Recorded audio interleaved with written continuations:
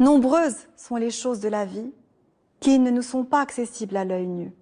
Et nombreux sont les événements que nous ne pénétrons pas. En fait, nous les vivons sans nous imbiber, sans nous imprégner des précieux enseignements que nous pouvons en tirer. Et c'est que face aux merveilles de la création divine, il faut probablement s'armer de grandeur d'âme et de cœur pour mieux observer et comprendre ce que l'incommensurable crée, décide et décrète. Aussi, toute chose est négligeable face à l'immensité de Dieu. Quoique les sciences et les connaissances obtenues par l'être humain soient dignes d'être flattées et honorées, sues et apprises, il n'en demeure pas moins que tout chercheur parvient à sa fin grâce à la volonté de Dieu.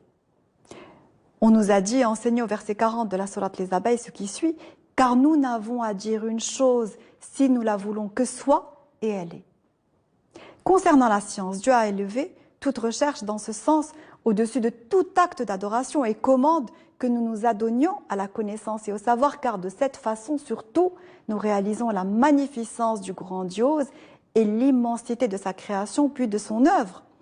Toutefois, et quels que soient nos efforts, nous souvenir dans l'humilité que l'univers et la création nous cachent des secrets que seul l'éminent possède, et c'est essentiel.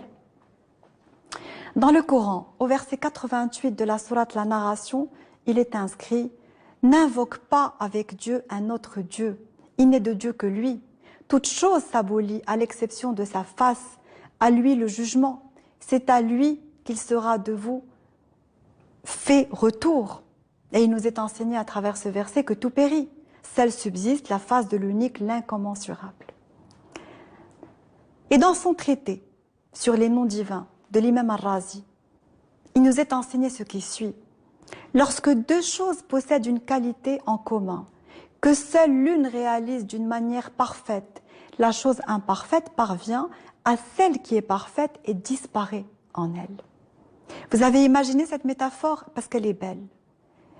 Et c'est en nous inspirant de ces attributs que nous pouvons embrasser les plus belles valeurs. Pour illustrer cela, Al-Razi produit 3 exemples. En premier, il mentionne une goutte d'eau qui arrive dans l'océan et se perd en lui comme si elle n'avait jamais existé. Deuxièmement, l'imam Al-Razi donne un exemple, l'autisme, qui, en s'approchant du brasier de flamme, se liquéfie en lieu. Et en dernier lieu, il rappelle combien le bruit d'une punaise de bois se perd face au son d'une trompette. Tous ces cas simples mais réels, cités par ce grand maître de façon métaphorique, ont pour but d'exemplifier l'ampleur de cette qualité divine dans laquelle toute vertu humaine se dissipe et se fond. Certaines personnes, certains individus, possèdent à des périodes de leur vie cette qualité et se comportent merveilleusement bien, à tel point qu'on dit d'eux, ils sont magnifiques. Cela est vrai.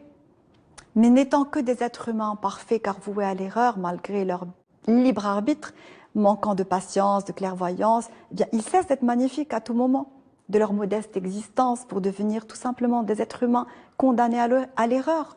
Et le regard humain ne cesse de leur en faire le rappel.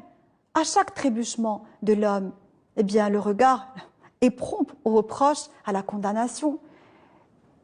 Mais il n'en demeure pas moins qu'il faut remercier l'effort et l'encourager, car sans reconnaissance et gratitude, aucune âme ne peut libérer son meilleur.